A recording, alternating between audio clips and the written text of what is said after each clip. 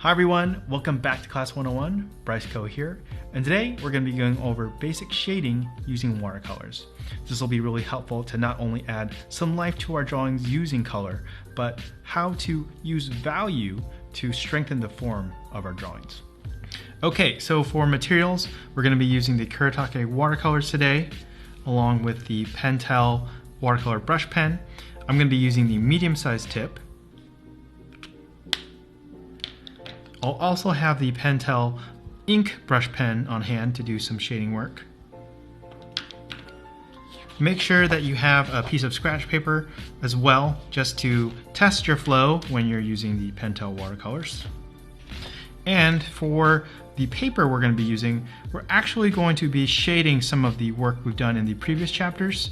I'm going to personally have to rip out some of the pages from the previous chapters, just because I'm doing this a little bit out of order sometimes, and it's just a little bit easier to have these. But you guys feel free just to paint or shade them straight from your sketchbooks. And last thing that you'll notice is you can actually remove the palettes of watercolor one by one, and I'm going to do that just because we're only going to really be using one color today, and just for the sake of the demonstration, it's a little bit easier if I just kind of have it on hand. So that's going to be my setup, and let's get started. Okay, so first thing that we're going to learn about with shading and lighting is that the most important thing to do is, before you put down the pen to do anything, is to decide where your light source is coming from. That decision will really impact everything else you do. So just like when I talk about pre-visualizing and thinking about what you're going to draw before you do it, this is a decision that you need to make so that everything else can kind of fall in line. Okay, so for example, with these drawings that we did in chapter 1-1, when I was just showing you guys how to break down an object into its basic shapes, we're going to start shading these basic shapes with, I think I chose number 55. It's just a green color, but you can choose whichever color you prefer. It doesn't really matter. So when we decide to shade something and we choose the light source, I'm going to just kind of visualize a little bit for you guys what I'm thinking here. Okay, so I loaded this up real good. I'm going to make sure it's not insane. Okay, cool. All right. So if we're gonna shade this camera here, one thing that we need to decide is the light source.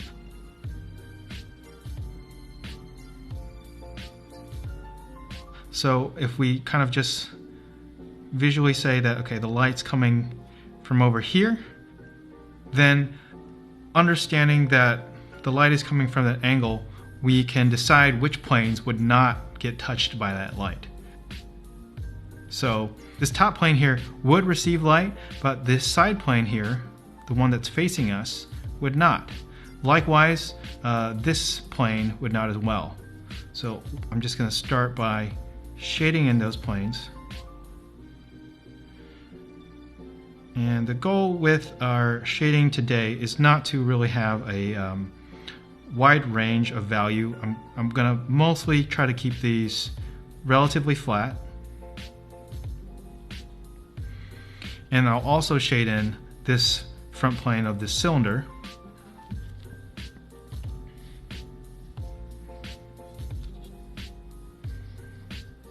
And you can see that this is overloaded compared to this value. And one of the ways to even it out is to kind of just remove some of the pigment onto my scratch paper and use just more water to level out that value. So just another tip if you guys are getting overloaded. And this guy looks like a little bit too much value still, so I'm going to take off some of it. I can actually pull out some of it just with loading it onto my brush and then offloading it from my brush to my scratch paper. So that's just how it goes sometimes.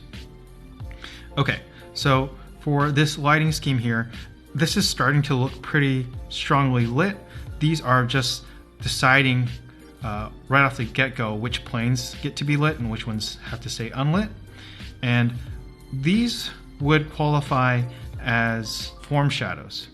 So these are form shadows because they help indicate the form. If we didn't have as strong contour lines here, these shadows would still really help us understand what's going on. Okay, so the second shadow besides these form shadows is something called a cast shadow. And the cast shadow is basically where the light hits a plane and then kind of gets blocked by that plane to move down to an additional shape or to the floor. So in this case here, because of the angle of the light coming this way, we could say that it blocks a little bit of the light from hitting the side of the cylinder.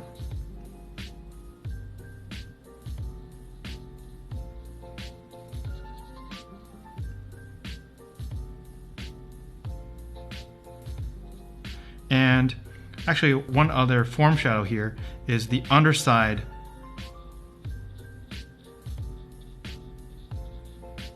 of the cylinder as well.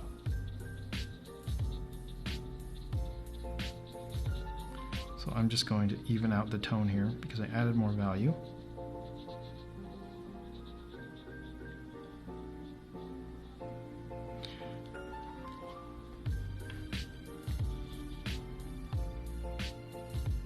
The overall cast shadow that's cast by this object, by this box and cylinder, would be the last shadow that we need to consider here. So this last shadow is kind of taking the idea of this silhouette of the box and cylinder and kind of translating that onto the floor.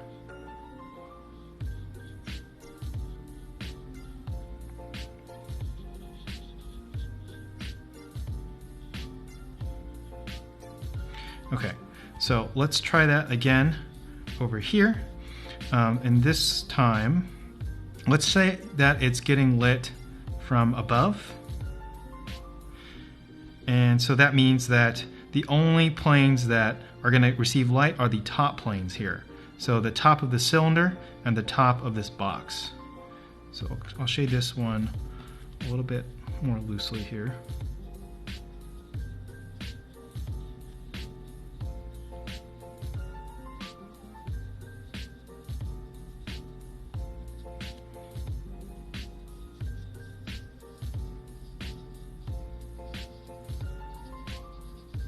I'm shading the side plane of that cylinder because it is also one of the faces of this object that is not facing the light and therefore is unlit. In this case, because the light is from above, the shadow doesn't have the sort of same like angle that it did in this first example. Instead, it's going to be flat down. So that means that the shadow is going to be right below cylinder. So the only thing that's really getting revealed here is the fact that the cylinder is slightly above the ground. Technically, if this is directly above, then there wouldn't be any additional cast shadow from the box. But to kind of maybe make that a little more clear, we can kind of imagine that the light was just slightly at an angle so that we got a little bit of the silhouette there.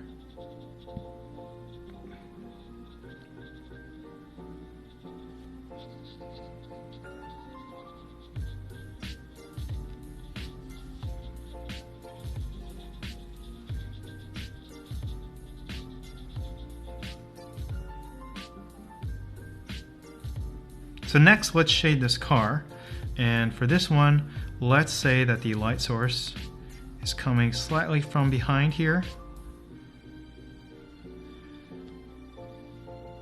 So the primary planes that are going to get lit are on the top, and what would be the back side of this? So the planes that we currently don't see on the other side of it. So that means these other planes, the ones that are facing us, are going to be unlit because the light is coming from behind them. So I'll just shade the planes that don't get hit by that light. And one of the ways that I like to think about the light and how it's going to hit a plane is just imagining them as like rays that are almost like lasers, that hit an object directly, and anything that they do hit is what gets lit, and everything that they don't hit is in shadow.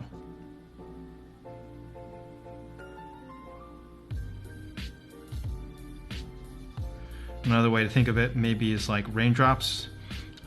If the rain just like was super hard, and anything that they touched in their direction that's wet would be lit, and anything that didn't would be in shadow.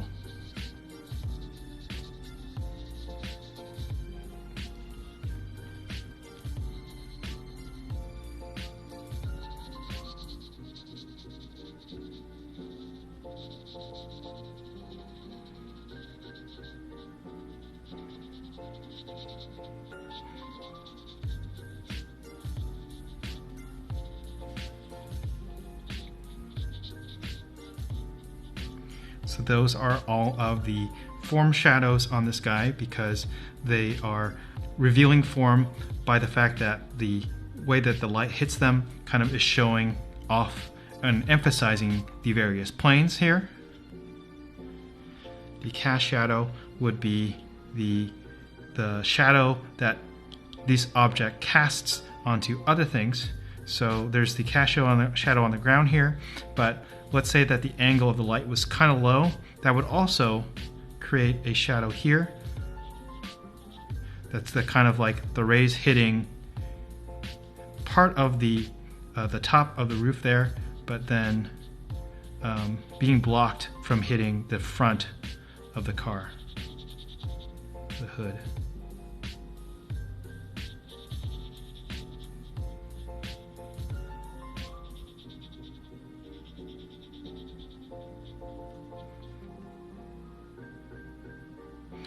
And then the only other cast shadow I think is really easy to see here would be the one that hits the ground.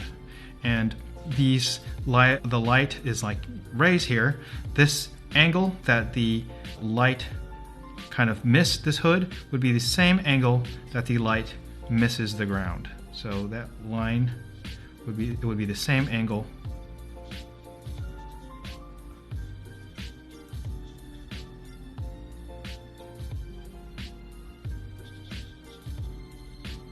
Here.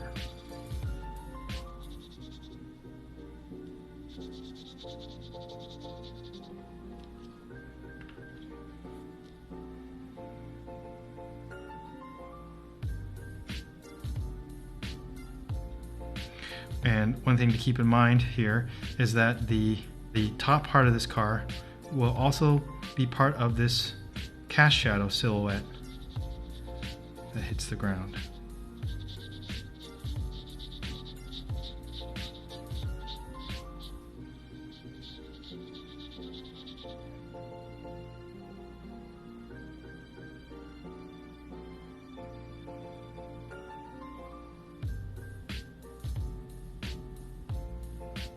So don't worry too much if your shading doesn't look as uniform or gets a little bit messy with the value here.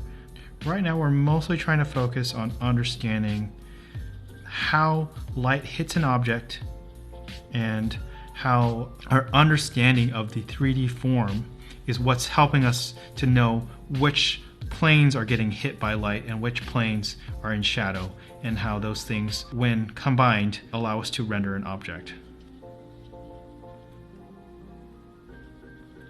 All right, one more example with the car. So let's try to, change up the way we're lighting this. Let's say that it's lit from the front here. So this is the direction of the light,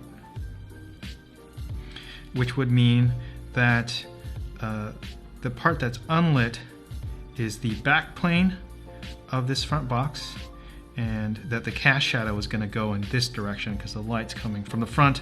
All the front planes are going to be lit, and since it's slightly over here, that means that these side planes here are maybe slightly going to be unlit as well, or in shadow.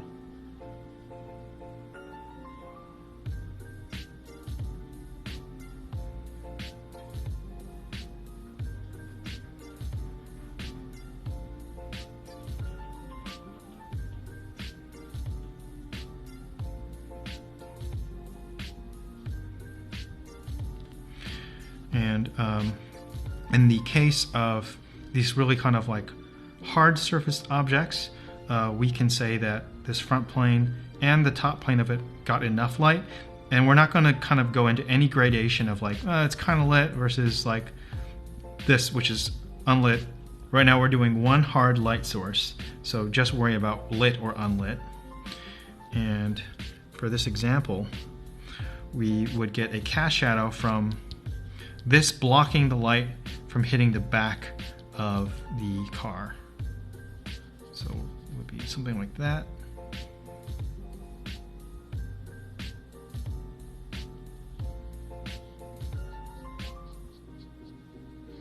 You'll notice that sometimes I'll paint over an area once again if I'm adding more value, just to kind of even out the amount of pigment on my brush.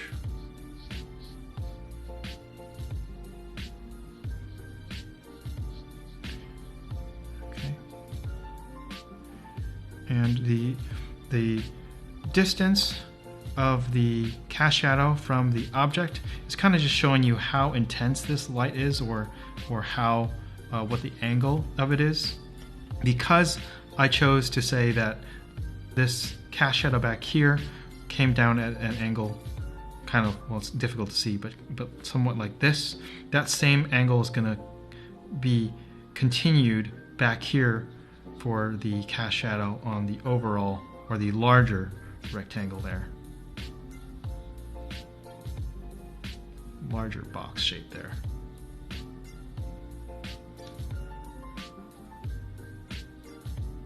Okay, so to recap what we did just now, we lit some hard surfaced objects, and we started by deciding first where that light source came from. Next, we decided which planes of these objects were lit versus unlit. And after shading the planes that weren't lit, the last thing we did was we shaded in cast shadows for any part of the object that were blocked by parts of the object that were lit. Alright, so we're going to move on to another example, but just be aware that this page might not be fully dried yet. So if the next object you want to shade is in the same sketchbook, you might run into the page smearing onto other pages. So just pause and wait for a few minutes for it to dry if that's the case. Okay, so for this next example, I'm going to be switching to the Pentel ink brush pen. And this is just to show that the concept that we're dealing with, where we're shading an object and doing kind of really one-tone shading, can be accomplished with the ink in a brush pen just as well as with watercolor.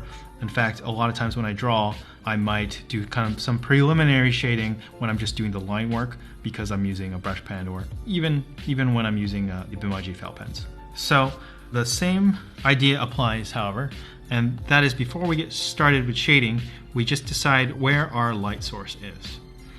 In this case, let's say that the light is coming from the side here and maybe a little bit more towards the front so that we can see a little bit more of his face. So now that we've decided the direction of our light, the next step is to look at our object or character and decide which planes of each of the kind of sub components is going to get lit. So you can just break it down shape by shape. For the head here, the front plane would get lit, but maybe the side plane here would be in shadow.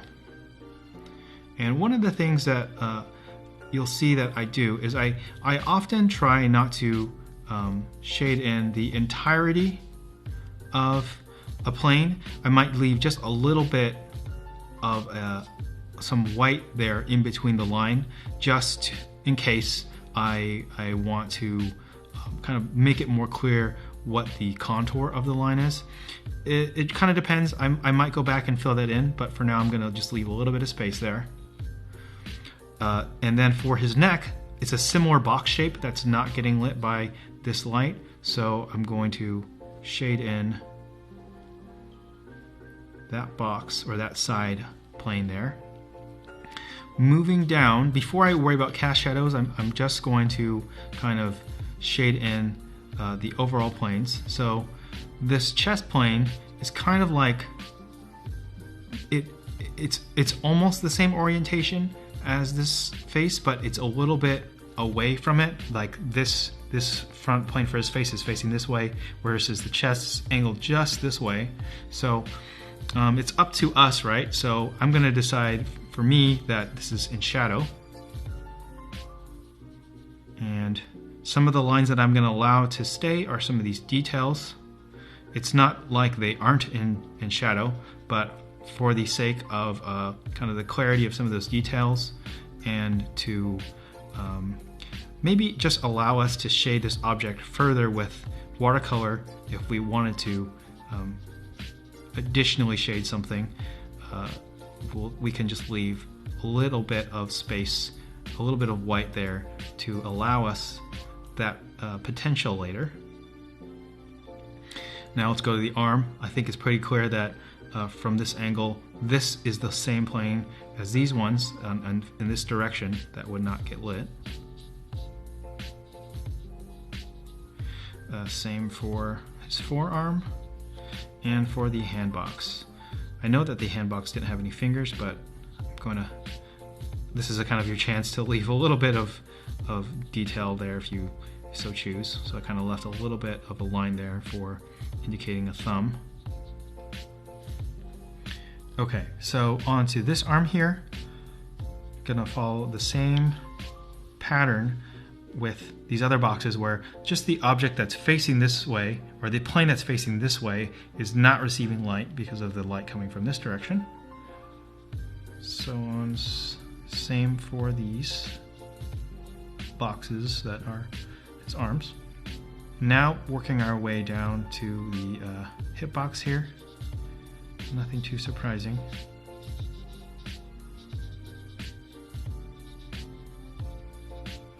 Same with the legs. This top plane of his thigh really matches the same as his face, so that's a little bit easier of a call to make. Continuing down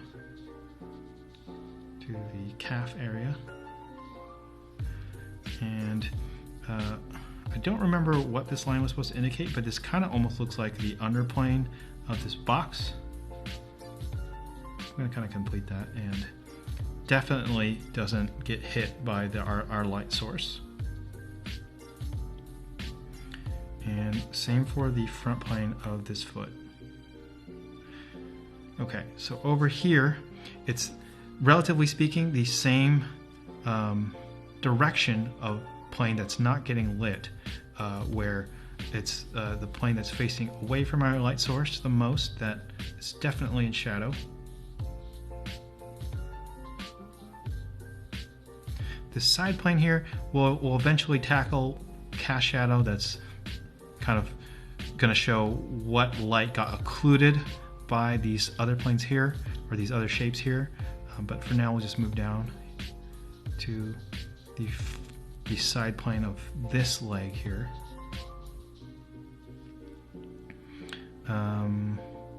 Almost looks like this is shaded in already just because of some of my line work decisions. And it would be just this front plane of the foot here that is facing away from the light. Okay, so this is kind of the first step.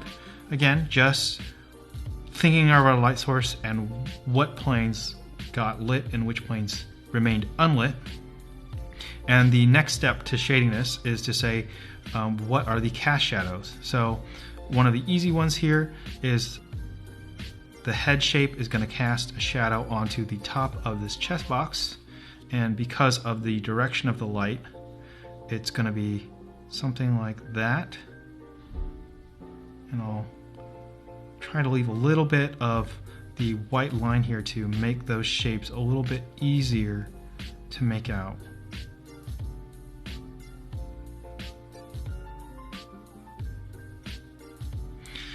Similarly, the head is casting a shadow down onto the neck. So even though this front plane would have been fully lit had our character not had a head, because he has a head, that head is casting a shadow onto the neck. and it's going to follow a similar cross contour along its face as the angle that we drew for the neck here.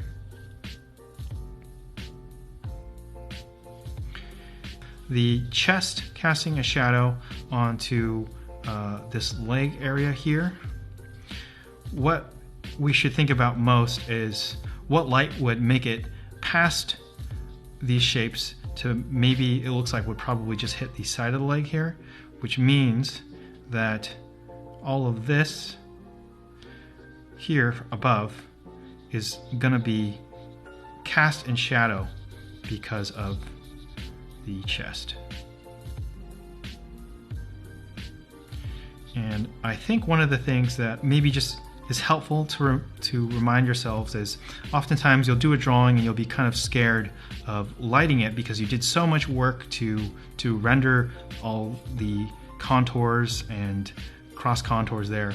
But having a really strong, consistent lighting scheme will bring a lot more realism to your drawing, and basically just don't be afraid of making big decisions like this where you're covering up so much of the character, because that's what will make the shading feel more realistic. Now moving on to some of these other cast shadows, one of the ones that looks like it might be more apparent is that the light hitting this part of the lower leg, which really looks like pants at this point, but that would cast a shadow onto this sock here, or the actual leg.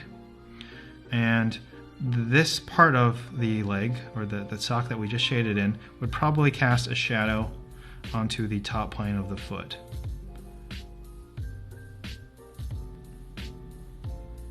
So I think there is a kind of continuation of the kind of same sort of shadow we did here on this side as well, because maybe the light can get past just a little bit of the leg, past the top part of the leg here, but would still cast a shadow that way. And then getting a little bit more advanced, going back to this arm probably is casting a shadow onto this leg here, because this shadow would probably cast down that way. And for me, I would do this kind of shadow, but I don't think I would have an extremely scientific way of deciding where this lands. If anything, I would just say that I know it's going to flop, so kind of almost like taking that shape and then turning it over on its axis here. So if there was something that could catch a shadow under the arm here, then that would where it hits, and the rest of the arm would kind of flop onto this leg. So that's roughly what I'm going to do, and it might not be 100% correct, but the fact that you take it into consideration will make the overall drawing feel more accurate, and it will actually look pretty cool. So let's do that. Let's take this and think about the light that doesn't hit this leg and flop this silhouette onto the leg. And in the end, all it's going to be is some sort of shadow like that. I'm seeing this shape hitting the leg here, like so. Okay, so those are the cast shadows that are hitting the character or the object itself. The last thing to do is to think about the cast shadow of the overall object onto the floor. So taking the same angle of light and just kind of almost pulling that same angle onto our character here, and then almost working our way backwards from what the shapes are to roughly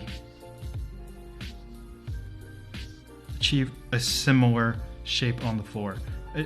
I think it doesn't need to be perfect. Oftentimes it can be really abbreviated and it will still look pretty cool. So here I have thought about what the shape of the legs are, and now I'm just going to transfer that onto the floor. And this is where it comes in handy to be using a brush pen for shading, because it's just so much faster than using a felt pen or any other kind of pen, just because of the surface area of that brush. So I chose to kind of light this guy at such a long range that I probably would run off the page here.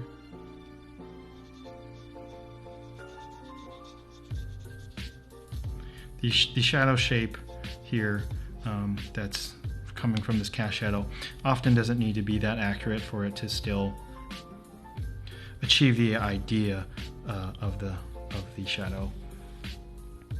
Okay, so let's move on to another example. This is going to be mostly dry, so you don't have to worry about it as much as the previous one. Okay, our last example today, we have a less hard surfaced object. So this is one where some of the curves of our character are going to allow us to have slightly different shadows. I'm going to switch back to the Pentel watercolor brush pen.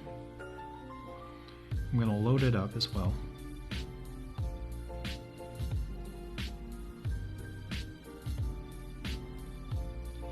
And this alligator character is also from Chapter 1, Lesson 5. Okay, so let's start by shading the head. I want to get the most shadow information out of this just for our example's sake, so I'm going to choose to do maybe a light source coming mostly from the top, but slightly more forward, so that we're going to get a little bit more like cast shadow from his long snout onto his neck. That's just something that I'm planning on what shadows are going to maybe be most aesthetically pleasing or highlight the things that I want to show the most. So that's part of my decision for choosing a light source and where it's positioned. So with the light coming from this direction and kind of more towards the front, the planes of the sky that are going to be lit are clearly going to be the top, and maybe even a little bit of the sides here that are kind of more still facing more towards the top, but less of the sides and definitely not any of the underplanes. So let's start shading this guy. And so thinking of that light here, I am going to start shading so the underplane of that eye socket and the side plane of that front snout, maybe a tiny bit of the jaw there. And what you might already realize by how I'm doing this is that these lines, these are form shadows, but form shadows are essentially like finding a cross contour like that and almost slicing it at the point at which the light is not going to hit it. So if I just did a cross contour along this kind of round shape to show where part of the light is not going to hit it, that is how I'm defining the planes that are lit and unlit. And after I define that line, kind of just being like, okay, that's the plane that's not going to be lit. Now the rest of this I can shade. Okay, and so continuing over here.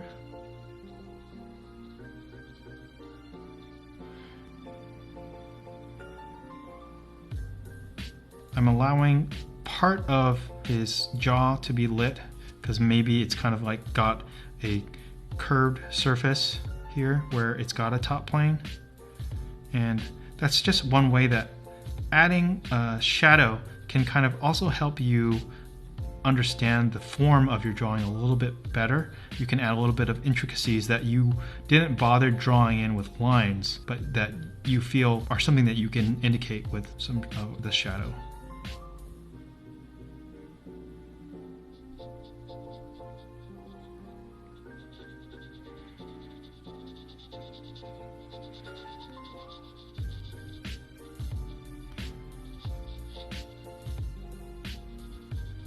And I'm thinking here that this part of the neck here might actually start to go away from the side of the head and flare out as it connects to the neck and the arm. So that's kind of my thinking here as to why I'm having a contour to define what I think could be a curve on the side of the neck. So as we continue downward here, the light, if it weren't for this head right above it, the light would definitely hit the top part of the neck there. It would definitely hit the top of the arms, maybe the top of this belly. And I'm gonna just draw some cross contours where I think the light is hitting versus the parts of the character that are remaining unlit. So kind of a cross contour on this chest area. Looks like I need to load up a little bit more. Okay, so a cross contour along, too much load. So a cross contour along these pec muscles here. And the way that I'm understanding this shape is what's allowing me to draw those lines. I'm kind of thinking that they're just kind of rounded shapes, so drawing a cross contour along side of that rounded shape is what these lines are. There's a little bit too much water now. So pulling some of this water out and moving it to other places so that it doesn't get overloaded. But I'll do that with drawing a cross contour alongside its belly, kind of matching the same sort of direction of light that I did for the pecs. And just as a troubleshooting thing, because there's too much water, I'm going to move some of that water to over here.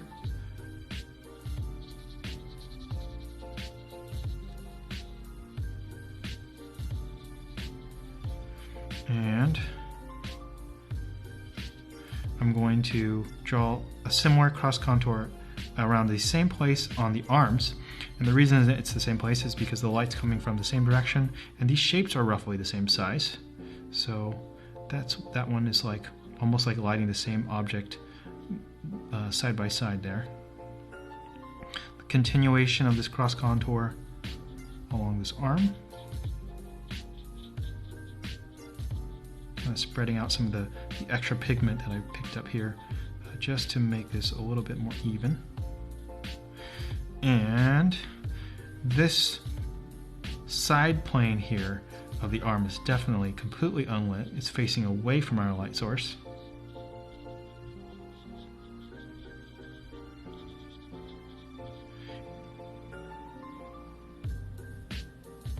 And with watercolor, unlike with the ink brush pen that we used in the previous example, I'm not really worried about leaving as much white to kind of keep my lines pristine.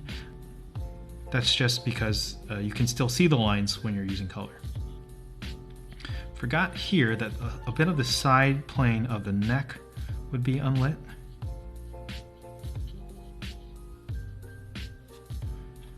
And this belt would follow the same kind of lighting as this chest, so really only the top planes of it should be lit.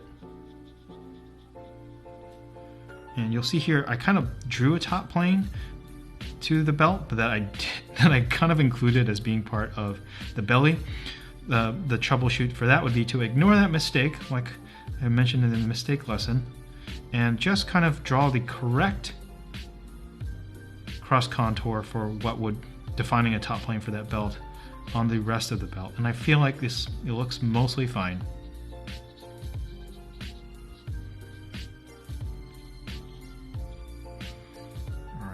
So here's where you can add a little bit more dimension 3D shape here with the detail on this wrestling belt here.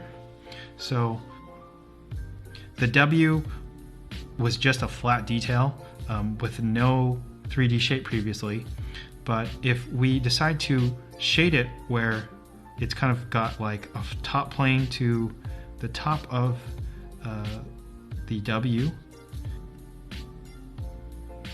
then it can kind of feel like it's coming out a little bit. I know it's not super strong because the shape is so small here, but that's one of the things that you can decide to do, kind of similar to what we did with this this belt, where we added kind of a top plane just by shading it. So just something to keep in mind. The power of shading. If we wanted to add cast shadows onto this, the things that are casting shadows might be the head and this neck. So this neck we shaded this side of the plane, and since the light is coming this way, the thing to think about is like that would also probably really block some of the light that was coming off of the neck, where like the sort of the way that the light hit that neck, and then that neck blocked light from hitting the top of the chest box there. And then for this overall shape here of the head, if that head were to cast a shadow, it would mostly cover up this top plane.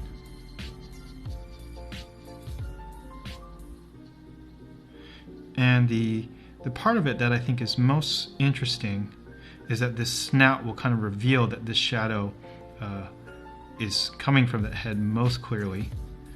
And we'll do that by making this front part of the shadow longer. And another thing that's, well, I just think this is really cool, is that the line here, which is just going to be kind of like a straight line, we can't just copy that straight line down onto this. This straight line, if we were to draw a straight line on this surface here, we know that we would be drawing a cross contour line that would have to trace the form of this kind of, you know, lumpy chest and reveal these shapes even more so. So imagining that the snout is coming out of the shape here, so extending the snout, we're going to do a cross contour that goes along the chest,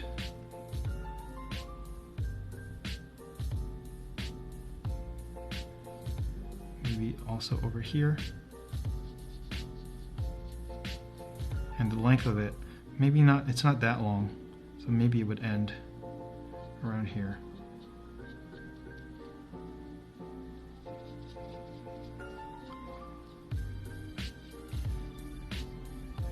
And now we have the cast shadow for this chest. Okay, so a couple more shapes here, let's just do them real quick. This plane here would be lit by this light, but this side plane would not.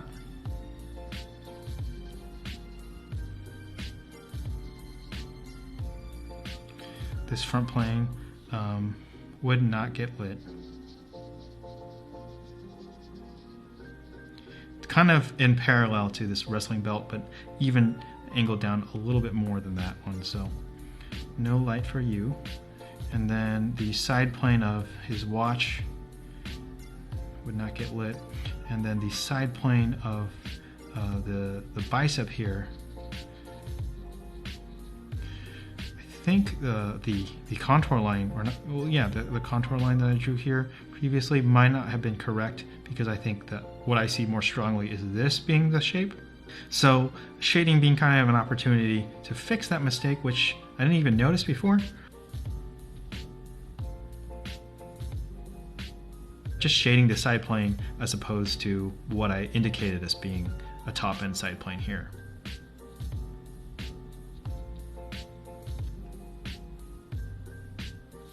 This plane facing us is facing away from the light, so that would not get lit.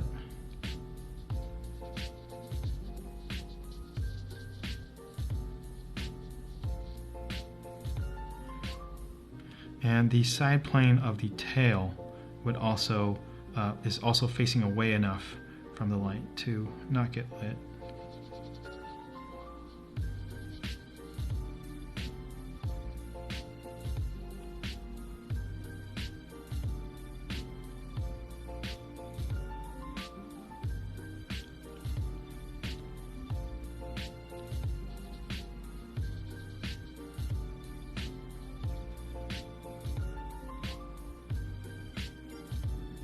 All right, and for these frills here, this is kind of maybe a clear example of what I was trying to point out with the wrestling belt, where the original lines here indicate almost no like 3D form at all. They're just like this could be a completely flat like plane that just happens to be in that frill pattern, but we can choose to make them look a little bit more 3D by choosing to shade a portion of it that would define a plane on it as opposed to having them be completely flat.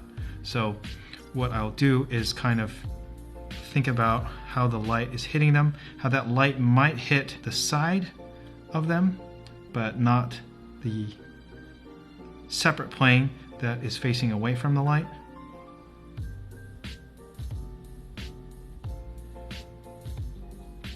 So by kind of creating a separation by drawing what is essentially a cross contour to reveal some of that form, as opposed to being completely flat. Now they have a side to them that gets lit versus the side that remains unlit.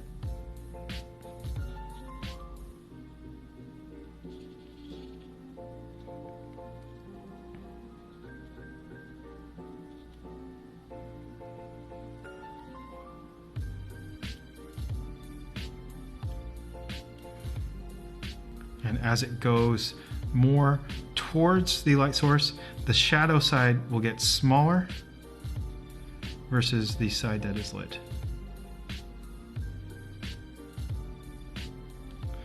Okay, you can do the same thing for these little laces or part of the bow. And these guys would also be the main source of the cast shadows for this object. So this shape here can cast a shadow onto the tail. They're blocking the light that would have hit it, and the shape of that shadow would also match their silhouette.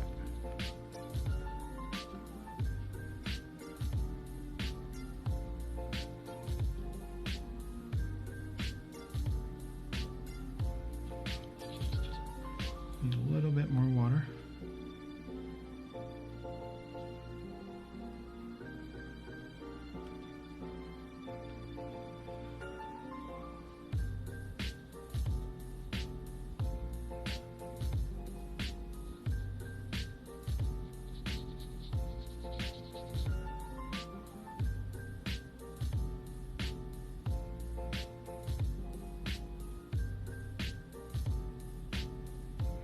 And I got some extra pigment there, so I had to spread it out.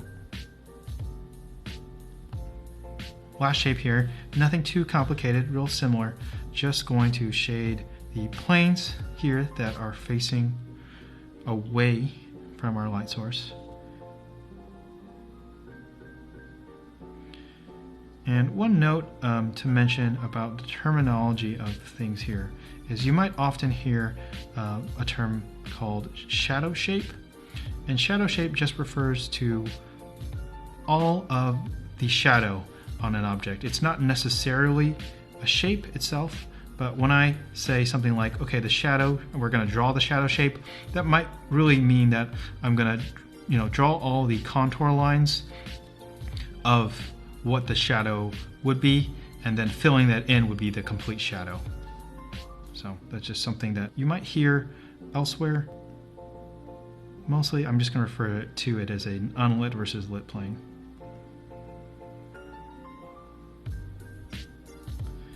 And one thing I'm doing here now is I'm kind of adding additional understanding of the volume shape by kind of adding shadows here that don't reflect any of the lines I've drawn, but I'm kind of adding in during this phase of shading by saying like, okay, I think there might be ridges on the hand here, and that those ridges are large enough that they have shadow sides. So that this, is maybe a raised, really small cylinder on the top plane of the hand, and that now I'm shading the side of those little cylinder veins that aren't getting lit.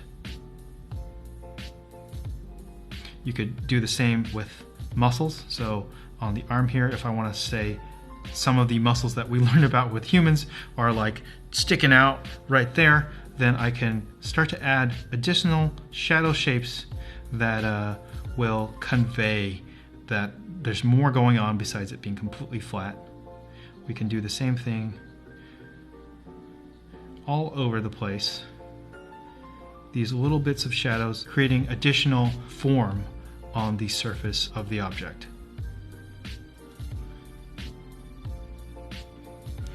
Maybe we want to say that the eyebrow here is a more intense shape.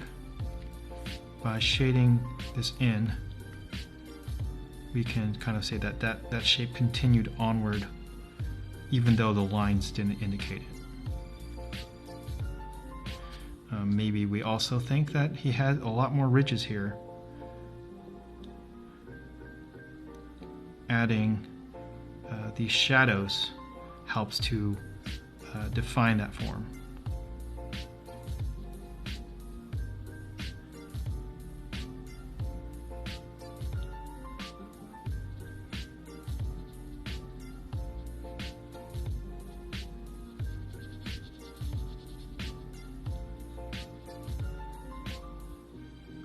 Okay, and that wraps up our last example of how to shade an object using our understanding of the form and combining that with the concepts of light and shadow. Now let's talk about your mission, which is to shade 6 objects. I'd like 2 of them to be hard surfaced objects. These will be a bit easier. Look for things from chapter 1 to find more simple objects. Two of